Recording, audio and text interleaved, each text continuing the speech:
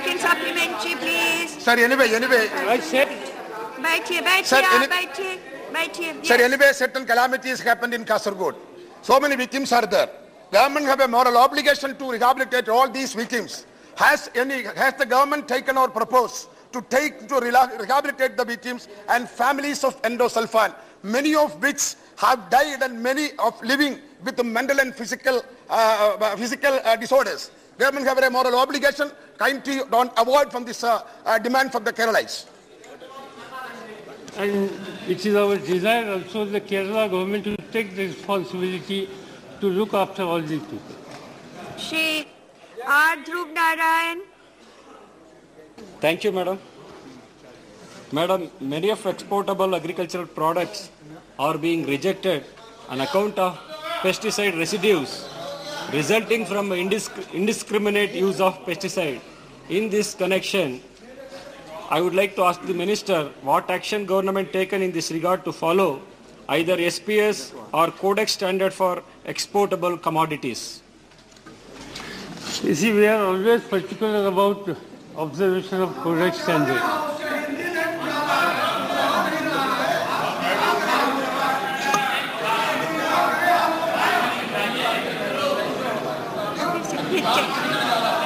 आपके पास आ रहा है? आपका आ रहा है?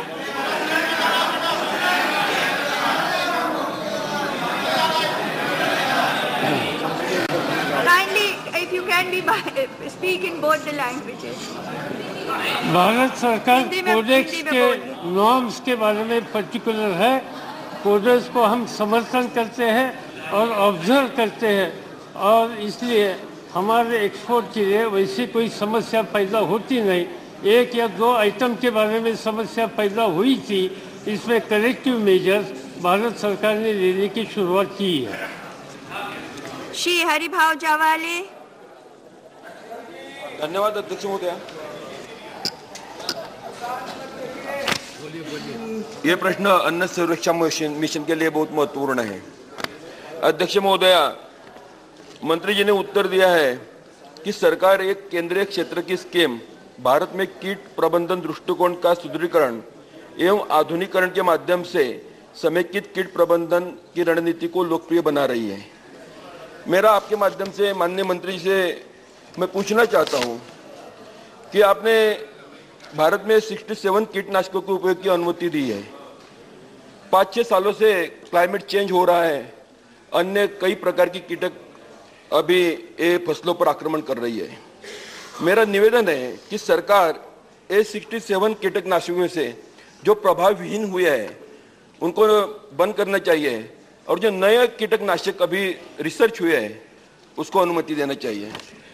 और रणनीति अच्छे प्रभावी ढंग से बनाने के लिए, निगरानी के लिए मैं आपके माध्यम से मंत्री से पूछना चाहता हूं कि ये समिति जो बनाएंगे आप, ये जिला स्तर पर अगर संसदों की अध्यक्षता में बन जाए तो ये निगरानी अच्छी रहेगी। क्या आप ये संसदों की समिति बना सकते हैं?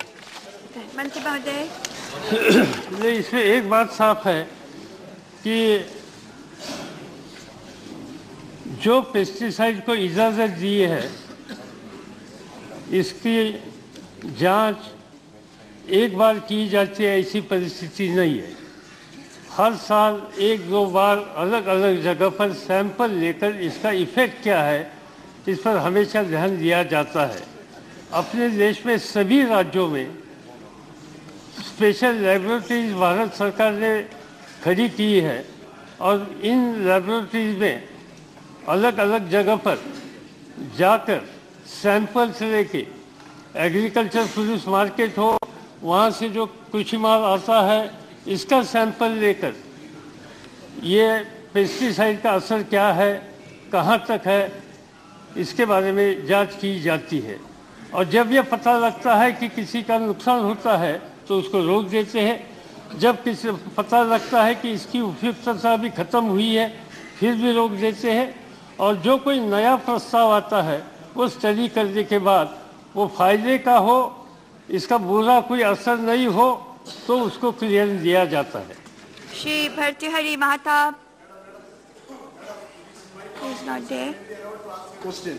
Madam, Kasaragod is my conscience. I may be allowed Yes, please. Thank you, Madam Speaker.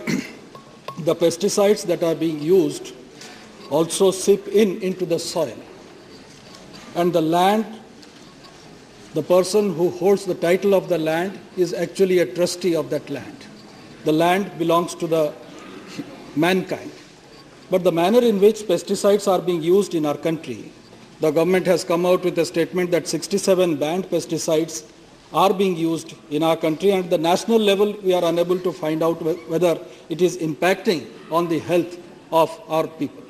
But I would only want to find out from the government, madam, is the land that is getting degraded because of pesticide, whether any attempt is being made to find out those pesticides which are actually degrading the land and in a way also is affecting the health of the people.